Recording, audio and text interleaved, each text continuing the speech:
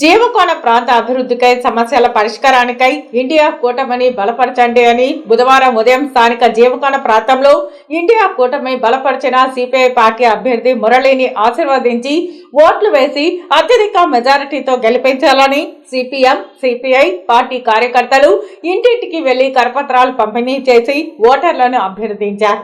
తిరుపతి నగరంలోని జీవకోణ ప్రాంతంలో ఆటో కార్మికులు, భవన నిర్మాణ కార్మికులు, వీధి వర్తక వ్యాపారస్తులు మురళిని ఆప్యాయంగా ఆలింగనం చేసుకుంటూ ఆశీర్వదించారు.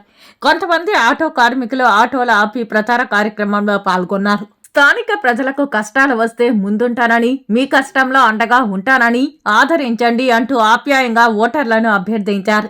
ఈ సందర్భంగా సిపిఐ రాష్ట్ర కార్యవర్గ సభ్యులు రామానాయుడు, కాంగ్రెస్ పార్టీ అధికార ప్రతినిధి మాంగంటి గోపాల్ రెడ్డి, సిపిఎం తిరుపతి నగర కార్యదర్శి టి సుబ్రహ్మణ్యంలు మాట్లాడుతూ ఇల్లు లేని పేదలందరినీ సమీకరించి భూ పోరాటాలు నిర్వహించి తిరుపతి నగరంలో 26 కాలనీల నిర్మాణం చేపట్టిన ఘనత వామపక్ష పార్టీలకే చెందుతుందని అన్నారు. ప్రభుత్వం ఇచ్చిన ఇంటి పట్టాల కంటే కమ్యూనిస్టు పార్టీలు ఇచ్చిన ఇంట్లే ఎక్కువగా ఉన్నాయని, ప్రభుత్వాలు మారుతున్నా కమ్యూనిస్టు పార్టీలు వేసిన కాలనీలో అభివృద్ధి కావడం లేదని, ప్రభుత్వాలకు అధికారులకు చిత్తశుద్ధి లేదని, జీవకోణ ప్రాంతం అభివృద్ధి కావాలన్నా, ఇక్కడ నివాసం ఉంటున్న వారికి నివాస పట్టాలు సాధించబడాలన్నా, ఈ ప్రాంతంలో నివాసం ఉంటున్న వారికి రక్షణ కావాలన్నా కమ్యూనిస్టు పార్టీ అభ్యర్థి మురళి గెలవాలని అన్నారు. ఈ కార్యక్రమంలో వామపక్ష నాయకులు పెద్ద ఎత్తున పాల్గొన్నారు.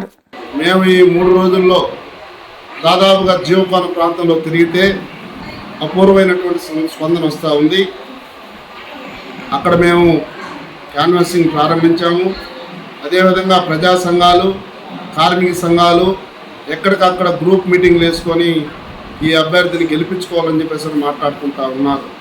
మేము వేళ తిరుపతి పట్టణ ప్రజలకు చెప్తా ఉన్నాం, ఈ తిరుపతి పట్టణంలో దాదాపుగా ఈ 35-40 సంవత్సరాలుగా వేలాది మందికి ఇంటి స్థలాలు ఇచ్చినటువంటి ఘన చరిత్ర కమ్యూనిస్టులు తప్ప వేరే వాళ్ళు ఎవరు ఇవ్వలేదు.